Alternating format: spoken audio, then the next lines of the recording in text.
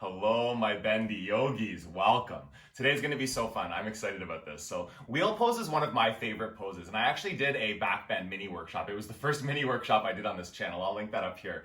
And whenever I did that, it was kind of like more broad, talking about different backbends, and it does talk about wheel more than most of the other ones. But today's going to be a bit different. So, we're going to start out with a little bit of a really slow hip and lower back opening flow. It'll take maybe 3 to 5 minutes, and then I'm going to pop up into wheel, and I'm going to kind of talk through while I'm in it, how to stay up in it, kind of the sensations that are coming through my body and what they mean, and maybe how to work through those and stay through them as you're in the pose. And we'll just see how long I can hold it for. I'm actually just going to go up, and I'm going to stay up as long as I can till I have to come down. So we will see what happens. But yeah, we're going to start on our bellies actually. So I want to start in half frog pose as a really gentle way to start opening the hips. We'll do a little bit of a shoulder stretch. We'll do a little bit of a lower back, back bend opening, and then we'll move onto our back and start getting into the back bend. So let's come down onto our bellies. Okay, so you'll lie flat on your belly. Half frog pose, you're gonna bend one knee out to the side at a 90-degree angle. Cactus your arms, both at 90 degrees, out beside you. And then you'll take one cheek down. We're just gonna take 5 breaths here. Get your knee in line with your hip, so get that 90-degree bend at the knee, and your foot is flexed, okay? And we're just starting to open the hips, because wheel is a back bend, but there's more happening than just your back working, right? Wheel is actually a full body posture. It's working your legs, the front and backs of your legs, your glutes, your core, your shoulders, your arms, your neck muscles. Everything is really engaged whenever you're active in wheel pose, and like your blood is pumping. It's a really amazing, vitalizing pose. But it can definitely be a bit of a challenge, right? So just resting here. Take another breath in.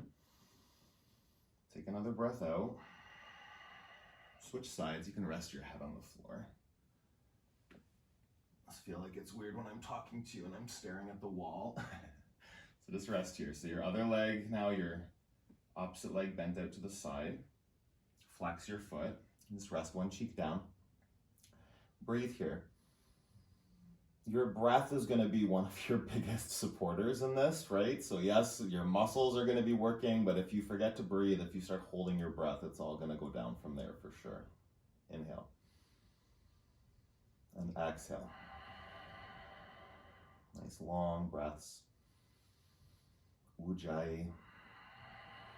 Through the nose. In. And out.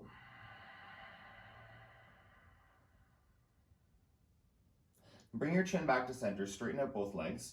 You'll extend your arms out beside you into a big T. I don't have much room here. I'm actually going to turn a little bit. So turn out to the side, and then you'll bring your top leg up and step behind you and roll onto your side body. Just a shoulder stretch here. You actually want your arm more behind you. There we go, like that. And then you can just rest here. You can take this hand free wherever you want. It can be on the floor in front of you. If you do want to take more of a shoulder opening, you can flip that palm that's behind you. So my palm is facing up. I don't know if you can see that. I'm going to reach the top arm behind and interlace my fingers behind me. So really find that bind, and then you're going to press the knuckles back, just opening through the front of the chest, opening through the shoulders. Breathe in and breathe out. One more breath, really press the knuckles if you've got that bind. Come back to center, we'll switch sides here, so straighten out the opposite arm, roll to the opposite side, you lift that leg up and step behind you. Then you can interlace hands behind you here. Press the knuckles back, keep the opening through the chest. Breathe in and breathe out. One more knuckles back. Stay. Come onto your belly.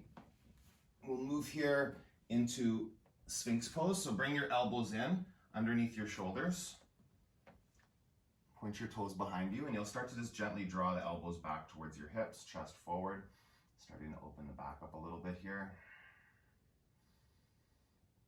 Gently press down into your forearms, draw them back, elbows to hips.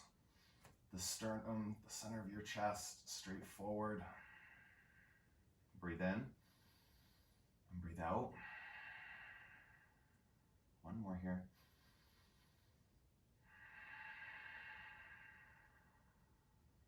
Bring your hands in where your elbows just were, underneath your low ribs. And we'll lift up into baby cobra, press, come up part way, and then come down. With your breath, do that again. Extend your arms a little bit more, shoulders back, and then exhale down. One more, big lift. Cobra pose, open the front of the chest, lower down.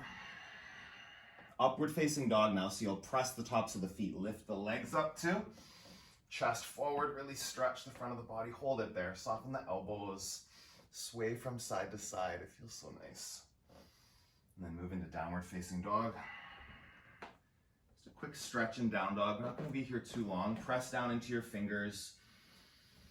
This is so important in wheel too, is really being aware of your hands, right? Wrist pain is often what takes people out, and we'll talk about that whenever I'm up in the pose later. A little bit more, but really getting into every knuckle. So right here, spread your fingers as wide as you can, like stretch the skin between your fingers, and then knuckles all ground down.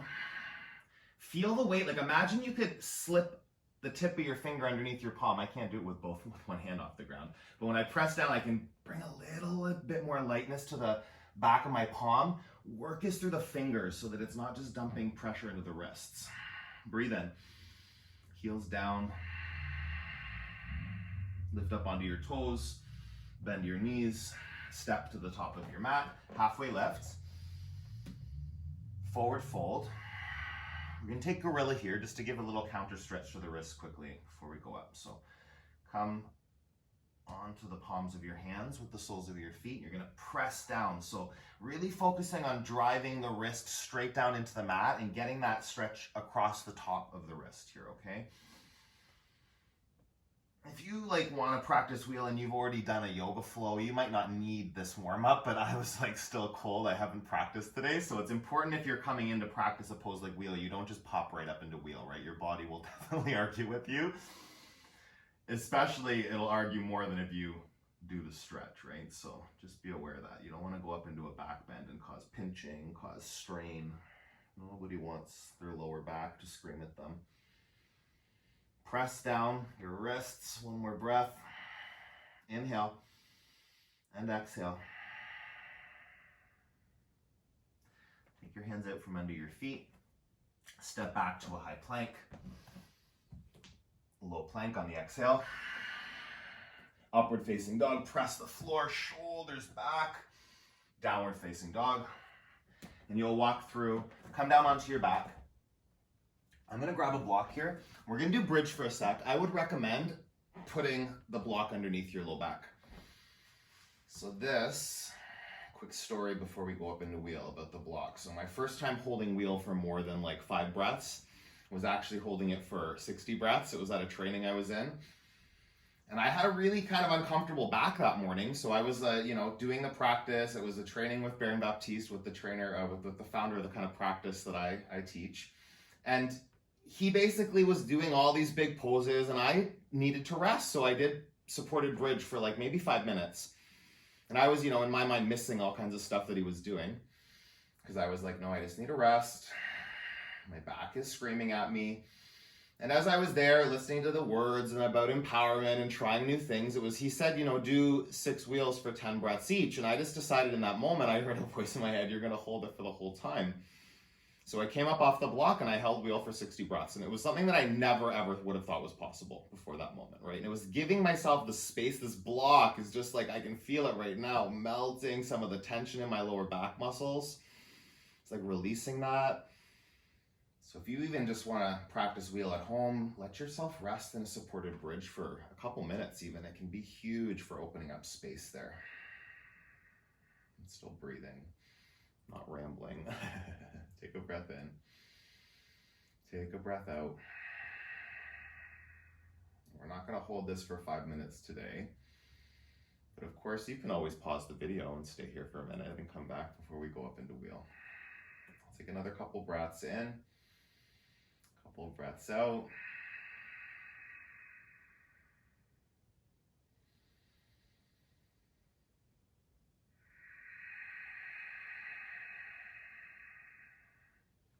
Okay, remove the block.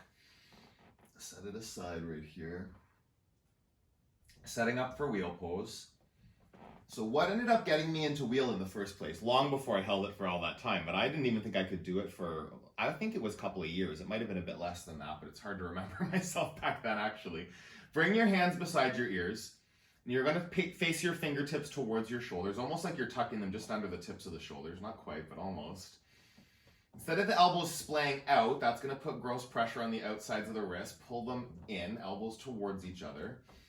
Get your feet here. So the thing that just to keep in mind, for some people, you need to turn toes out. You need to change adjust the direction of your hands. If your body feels pinching and feels compression, like you can't go up, just play around with that. That might open up enough space. So half wheel, first step. You come up under the crown of your head, right here.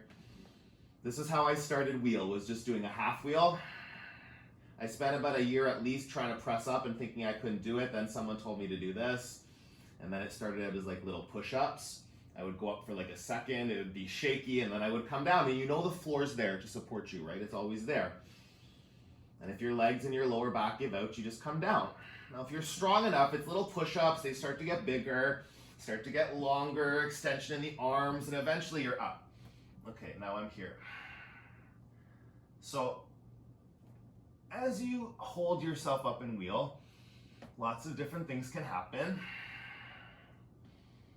If you're stagnant, I'll speak from my own experience. If I'm stagnant, if I stay in one spot the whole time, I can't stay up nearly as long.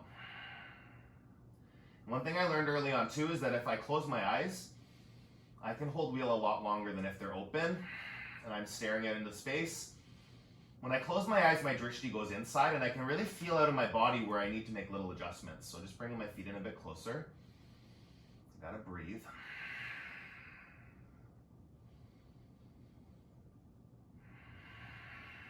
Don't forget Ujjayi breath. Really intentional, really long.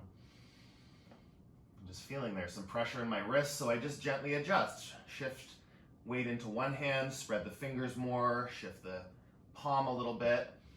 So you're not stuck. As little bits of tension build up here, make little adjustments to create blood flow, to take compression out. So like in my legs now I can feel a little bit like tingling. So if I go up onto my toes, I know from experience, this just shifts things a little bit. Don't let your knees splay out. You don't want that sideways pressure. Keep the knees hugging in. Gotta breathe.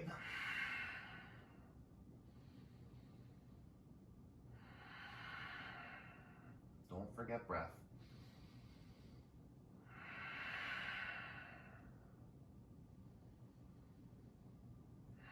And in emergency situations, whenever you start to feel like your limbs tingling, for me it's normally my wrists that's the first thing that start to go, like I said.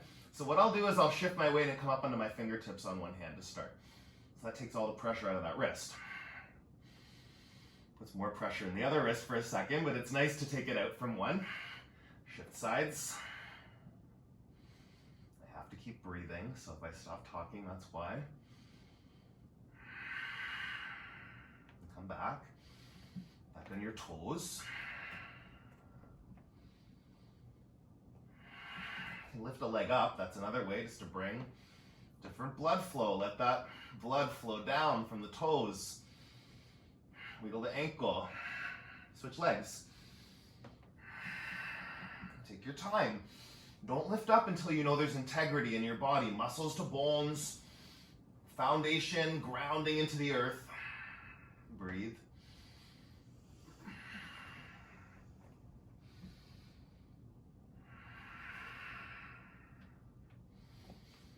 Definitely a little bit more advanced, but definitely a beautiful relief to the shoulder is to take a hand up to your hip for a second. Shift the weight. Looks like you're doing tricks, but you're actually allowing yourself to stay. Not ever doing this to show off, just so I can stay up. This is meditative. The postures designed to make you present, designed to dial you into your physical body.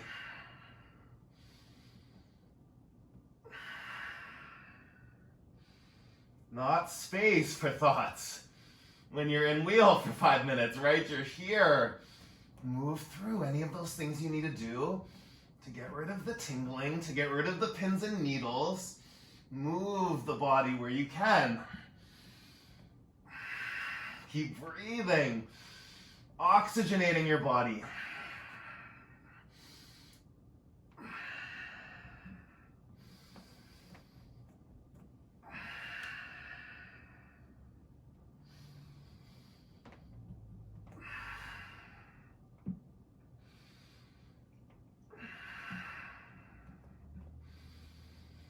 Keep breathing. It's going to start to be challenging. You stay.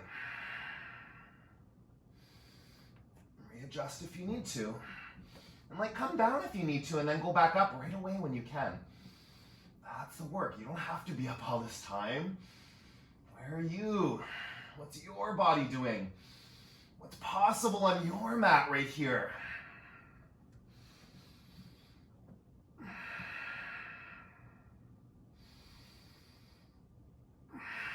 Little push-ups. Takes the shoulders out of it a little bit. Does a bit of extra work. I feel like I have about 10 breaths left here. So I'll stick through for those. Right now would be great to come down. But I'll stay. It's just another 5 or so breaths.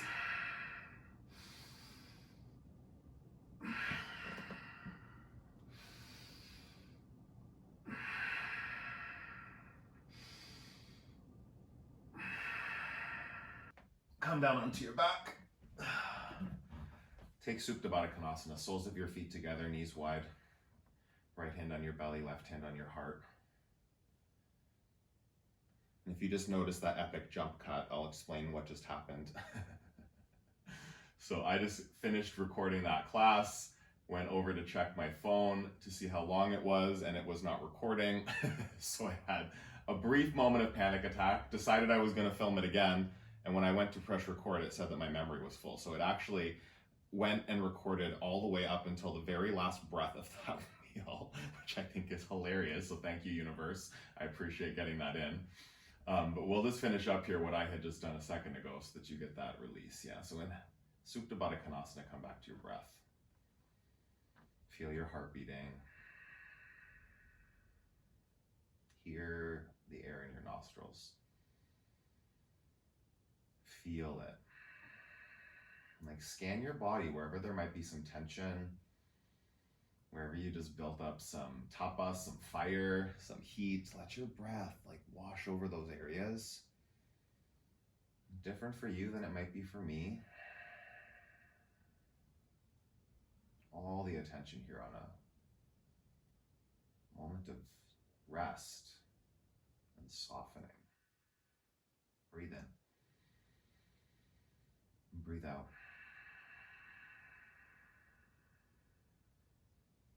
One more. Hug your knees into your chest. Give yourself a squeeze.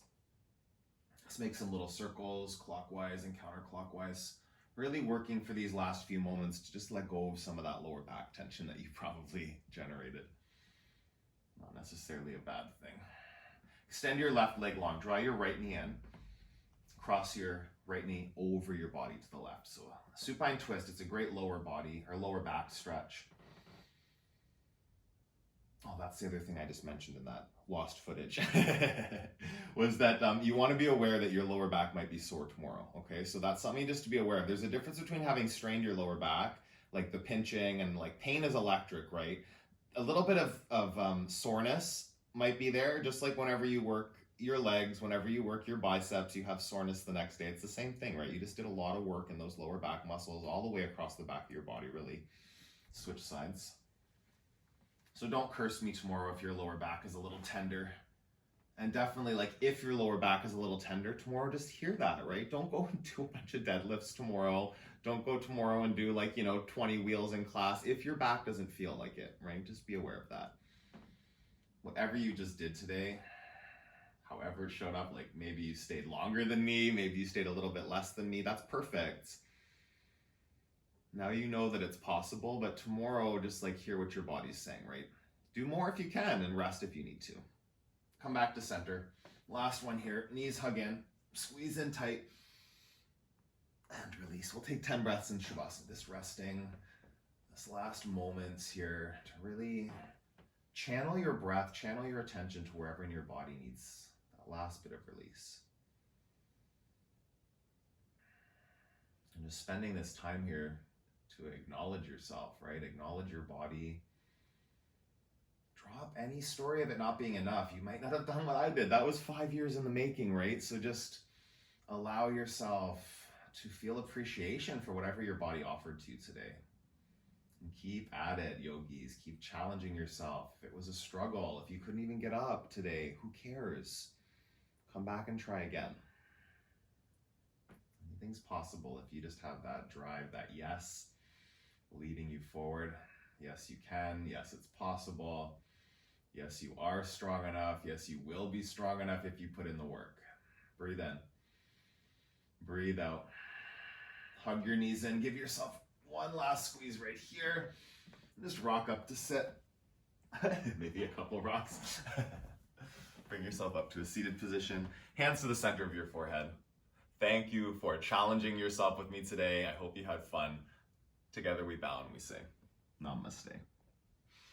Thank you, yogis. I hope you enjoyed that. Hopefully it was fun. Hopefully it was a challenge. And keep checking it out. Like, subscribe to the channel. Please like this. Share this with any bendy, backbendy yogis that you know, or somebody that's challenging themselves and wanting to get into a backbend. And again, you can check out my other backbend workshop for sure. So have an awesome rest of your day. Keep moving your body, keep nourishing your body, and stay connected to your yoga practice. I will see you again really soon.